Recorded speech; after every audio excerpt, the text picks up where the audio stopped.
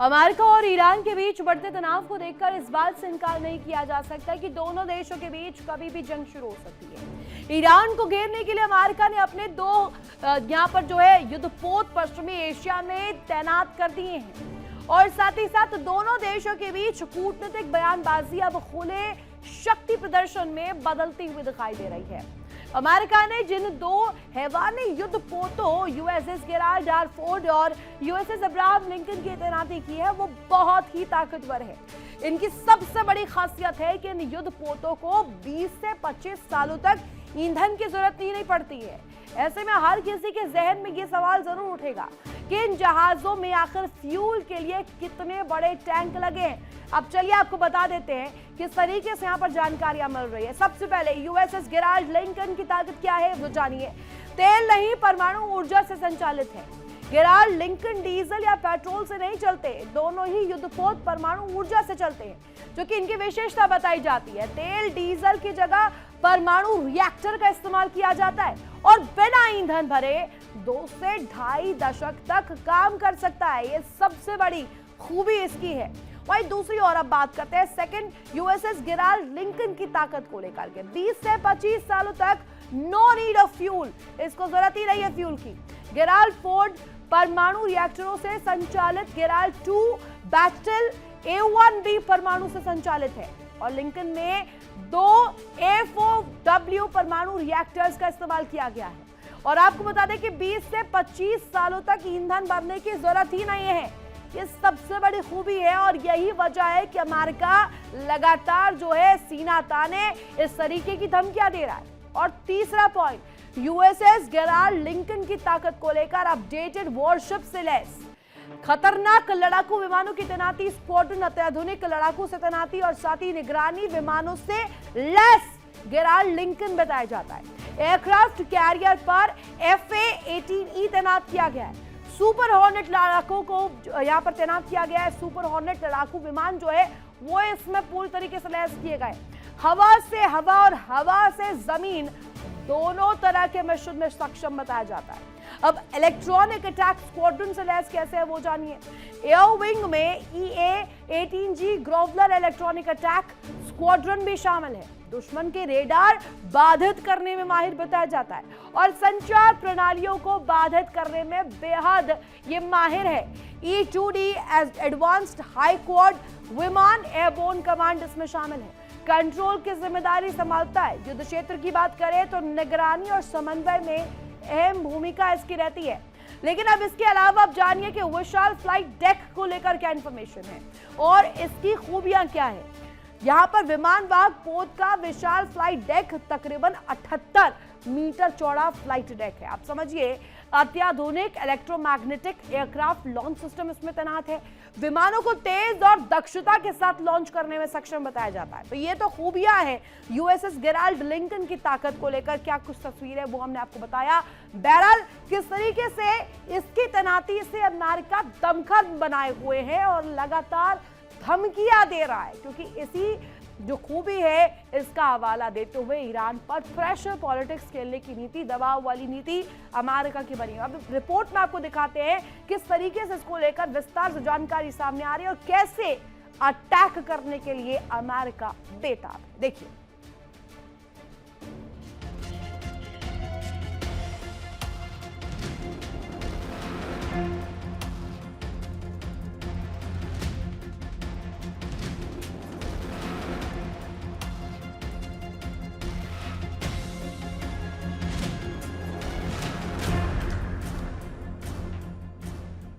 Iran के पास समुद्री बारूदी सुरंगें, टॉर्पीडो और मानव रहित हवाई और समुद्री वाहनों का भी अच्छा भंडार है, लेकिन इनकी प्रभावशीलता को लेकर विशेषज्ञों के मत अलग अलग हैं।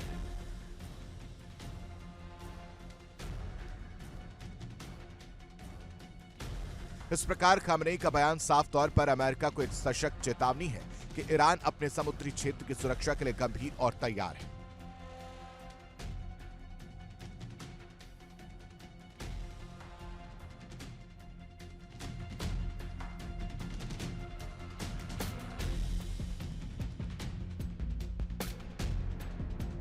वह स्टेट ऑफ हॉर्मुज सिर्फ ईरान के लिए नहीं बल्कि वैश्विक तेल परिवहन के लिए भी स्ट्रेटेजिक पॉइंट है।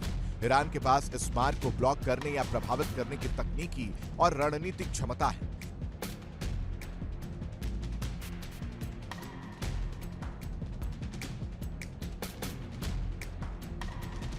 एरिया डिनायल रणनीति के तहत ईरान छोटे जल सैन्य, मिसाइल और ड्रोन का इस्तेमाल कर अमेरिका और उसके सहयोगियों की नौसैनिक शक्ति को सीमित और जोखिमपूर्ण बना सकता है।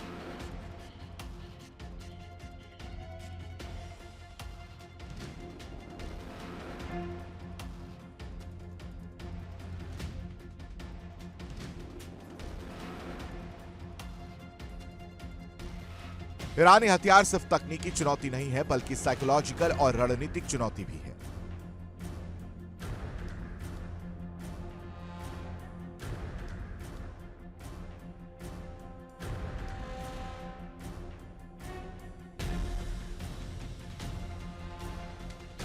अमेरिकी एयरक्राफ्ट कैरियर्स को अब खुले समुद्र में पूरी तरह सुरक्षित नहीं माना जा सकता।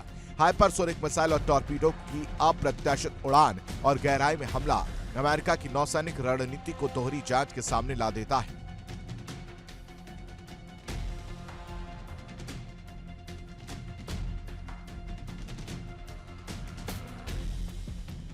ईरान ने हाल के सालों में अपने मिसाइल, ड्रोन और जल सैन्य को इस तरह मॉडिफाई किया है कि छोटे जहाज, पनडुब्बी और माइन के संयोजन से अमेरिका के बड़े युद्धपोतों को सीधे निशाना बनाया जा सकता है।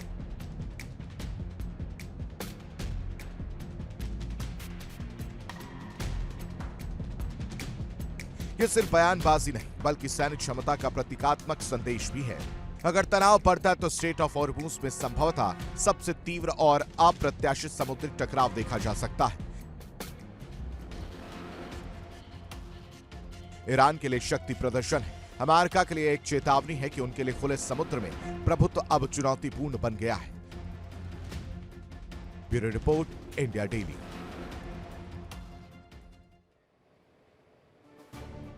अमेरिका ने मिडिल ईस्ट में अपनी सेना की बहुत बड़ी तैनाती कर दी है। इसमें जंगी जहाज, युद्धपोत, लड़ाकू विमान और हवा में फ्यूल भरने वाले विमान भी शामिल है। आइए आपको सिलसिलेवार तरीके से दिखाते हैं मिडिल ईस्ट में कहां-कहां अमेरिकी बेस है, कहां-कहां पर तैनाती अमेरिका ने की है।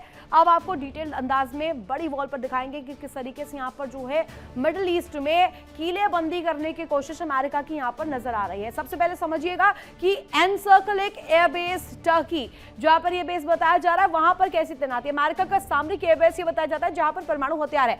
अब मैप में जरा देखिए यहाँ पर कहां मौजूद है टर्की।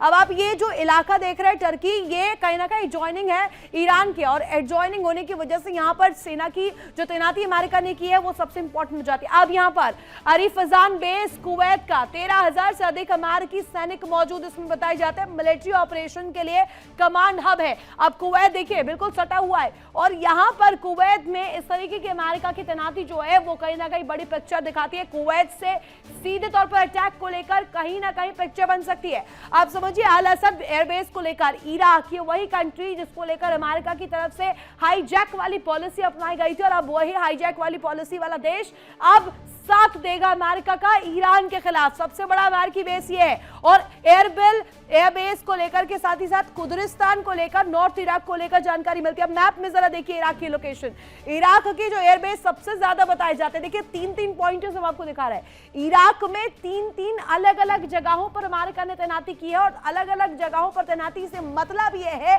कि इराक सबसे बड़ा मिलिट्री डिप्लॉयमेंट के लिए लोकेशन अमेरिका के लिए इस वक्त बना हुआ। मिडिल ईस्ट में सबसे ज्यादा डिप्लॉयमेंट यहां पर की गई है। आप समझिएगा मुफक साल्टी एयरबेस जो कि जॉर्डन में तैनात है, F-15E स्ट्रेटेजिक स्ट्राइक ईगल विमान यहां पर तैनात किए गए। ड्रोन हमलों और खुफिया अभियानों का अहम केंद्र बताया जाता है। चलिए जल्दी से आपको मैप में लोकेशन दिखा देते हैं। जॉर्डन की लोकेशन आप देखिए, इसे भी स्ट्रेटेजिक पॉइंट ऑफ व्यू से, मिलिट्री पॉइंट ऑफ व्यू से बहुत क्रूशल बताया जाता है। ये तमाम जो इलाके हैं जो कि ज्वाइनिंग बताए जाते हैं ईरान के। मैप में आपको देख के समझ आ रहा होगा जॉर्डन जो है कितना अहम जो है रोल यहां पर अदा करता है ईरान के परिप्रेक्ष्य में। आप समझिए, प्रिंस सुल्तान एयरबेस सऊदी अरब में यूएस एयरफोर्स की भी मजबूत मौजूदगी ईरान पर नजर रखने के लिए बड़ा केंद्र है। अब यहां से कहीं ना कहीं दूरबीन का चश्मा लगाते हैं डोनाल्ड ट्रंप और यहां से देखते हैं कैसे होती है यहां पर तैनाती है। साथ ही साथ यूएई सऊदी अरब अल दफरा एयरबेस F-22 रैप्टर और MQ-9 रीपर ड्रोन तैनात किए गए हैं। एयरफोर्स के रडार पर अहम केंद्र बताए जाते हैं। मिसाइल डिफेंस सिस्टम भी तैनात। अब देखिए डिटेल अब आपको दे देते हैं। ये यूएई यहां पर आपको देखिए डिप्लॉयमेंट किस तरीके से यहां पर की गई है। और सऊदी अरब यहां पर दो इंस्टॉलेशंस किए गए हैं, दो सैन्य ठिकाने यहां पर अमेरिका के हैं। यानी कि कुल मिलाकर ये जो डिप्लॉयमेंट्स है ये अपने आप में दिखाता है कि किस तरीके से अमेरिका की स्ट्रेटेजिक और मिलिट्री पॉइंट ऑफ व्यू से ईरान पर नजर है। ओमान को लेकर समझिए, सी मस्कट के पास कैसे तैनाती है। मसीराह द्वीप में एक द्वीप एयरबेस बनाया गया, पूरा द्वीप ही एयरबेस है अमेरिका का। और धुरमराट दक्षिण ओमान में मौजूद है। अब चलिए जल्दी से मैप में आपको दिखाते हैं यहां पर ये लोकेशन किस तरीके से सामने आ रही है। आप ये लोकेशन देखिए, ये दो इंस्टॉलेशंस और एक ये इंस्टॉलेशन ओमान में आपको दिखाई दे रहा होगा। यहां पर 3 अलग अलग इंस्टॉलेशंस को लेकर इंफॉर्मेशन जो कि सबसे अहम हो जाती है। अब सबसे इंपॉर्टेंट यहां पर मसीराह द्वीप को लेकर जो कि यहां पर मौजूद है। इस द्वीप से सीधे तौर पर ईरान पर कैसे कैसे प्रतिबंध और कैसे कैसे अटैक्स को लेकर पिक्चर प्लान की जा रही है अमेरिका द्वारा। और मैप में आपको हमने समझाया कि कैसे यहां पर डिटेल जो है वो सामने आ रही है। अब देखिए निशाने पर ईरान कैसे है, अमेरिका का प्लान इसको लेकर क्या सामने आ रहा है पश्चिमी रूट को लेकर। और देखिए स्टार्टिंग पॉइंट इसे बताया जा रहा है अल उदीद कतर, अल दफरा यूएई और फारस की खाड़ी को पार करके सीधे पश्चिमी ईरान में एंट्री मिलेगी। मुख्य टारगेट क्या है? Natanz, Isfahan. इस्फहान वही जगह है, वही लोकेशन है जहां पर न्यूक्लियर प्रोग्राम को लेकर इंफॉर्मेशन मिलती है। अब फोर्दो को लेकर जानिए, साथ ही तेहरान को लेकर जानिए। ये तमाम लोकेशन जो है पिन पॉइंट टारगेट पर इस वक्त अमेरिका के हैं। और स्टार्टिंग पॉइंट में सबसे इंपॉर्टेंट ये उत्तरी रूट भी हो जाता है। इजराइल या मेडिटेरियन सी में एयरक्राफ्ट कैरियर से टर्की या इराक के एयर स्पेस से तेहरान तक, यानी कि ये पूरा एयर स्पेस आप समझिएगा कैसे लोकेटेड है और कैसे कहां से पॉइंट शुरू होता है, कहां पे खत्म होता है। ये अपने आप में दिखाता है कि अमेरिका ने पूरी तरीके से ब्लूप्रिंट तैयार कर लिया है। और मुख्य टारगेट इस उत्तरी रूट में है तेहरान, यानी कि कैपिटल। यहां से कैपिटल को टारगेट पर रखा गया है, ईरान के राजधानी को टारगेट पर रखा गया है। ये अपने आप में बहुत इंपॉर्टेंट हो जाता है। और ये जो मेडिटेरियन सी का इलाका है, इजराइल या मेडिटेरियन सी का इलाका जहां पर एयरक्राफ्ट कैरियर्स को तैनात कर दिया गया है टर्की इराक के रास्ते, यहां पर अटैक किया जाएगा और सीधे तेहरान तक ये जो है गूंज सुनाई देगी। यहां पर अगर अटैक होता है, यहां सबसे पहले टारगेट पर कैपिटल को ही लिया जाएगा। आप समझिए उत्तरी रूट में एक और इंपॉर्टेंट जो जानकारी यहां पर सामने आती है वो ये कि टर्की और इराक ये दोनों ही कंट्री जो है सबसे इंपॉर्टेंट तौर पर कहा जाता है कि अमेरिका के वो कंट्रीज है जहां पर दुश्मनी जो है ईरान के साथ झेलना इनके लिए भी बहुत मुश्किल है।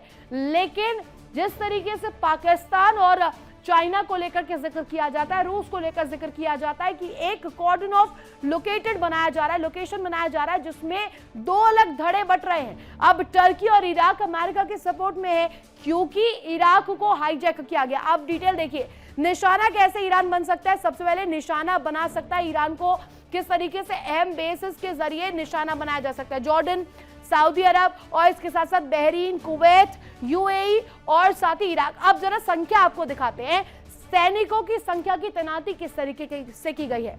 सबसे पहले इराक को जानिए 2500 और कुवैत को समझिए 12000। यहां से ही कहा जा रहा है कि जो कैपिटल है तेहरान को टारगेट करने की कोशिश की जाएगी। इराक और तेहरान किस तरीके से लोकेशन है, ज्योग्राफिकल लोकेशन को ध्यान में रखते हुए सबसे इंपॉर्टेंट हो जाता है। बहरीन 9000, यूएई 5000, सऊदी अरब में 3000 और कतर में आप देखिए सीधे 10,000 सैनिकों की तैनाती यहां पर की गई है। जॉर्डन में देखिए 3800 लोगों को तैनात किया गया है। मिलिट्री इंस्टॉलेशंस यहां पर सामने आ रहे हैं।